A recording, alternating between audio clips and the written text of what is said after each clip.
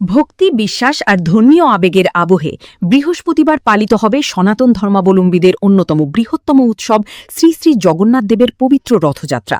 ত্রিপুরার বিভিন্ন প্রান্তে চলছে শেষ মুহূর্তের প্রস্তুতি।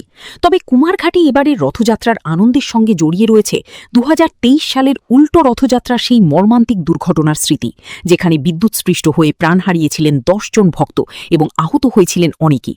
ঘটনার কয়েক বছর পরও দুর্ঘটনার কারণ, দায় নির্ধারণ এবং তদন্তের অগ্রগতি নিয়ে নানা প্রশ্ন আজও রয়ে গেছে। যদিও এই বিষয়ে বিভিন্ন অভিযোগের স্বাধীনভাবে সত্যতা যাচাই করা সম্ভব হয়নি। অতীতে সেই তিক্ত অভিজ্ঞতা থেকে শিক্ষা নিয়ে এবার নতুন কাঠের রথ, নিরাপদ যাত্রাপথ, বিদ্যুৎ লাইনের বিশেষ নজরদারি, পর্যাপ্ত পুলিশ মোতায়েন এবং কড়া নিরাপত্তা ব্যবস্থা গ্রহণ করেছে প্রশাসন। সবাই প্রত্যাশা, নিরাপত্তাকে সর্বোচ্চ গুরুত্ব দিয়ে এবারের রথযাত্রা শান্তিপূর্ণ ও নির্বিঘ্নভাবে সম্পন্ন হবে। মোটামুটি ১ মাস থেকে চলছে। অন্য শ্রমিক বলতে আমাদের রথ তৈরির আমাদের ভক্তদের মধ্যে আছেন, তারা করছেন এবং তাদেরকে আমাদের অর্থ প্রদান করতে হয়। ছোট ছোট ছেলেরা আছে, সবাই এসে এটাকে হাত লাগায়। গত ৯ বছর আমি আমার ব্যক্তিগত খরচে এটা করেছি।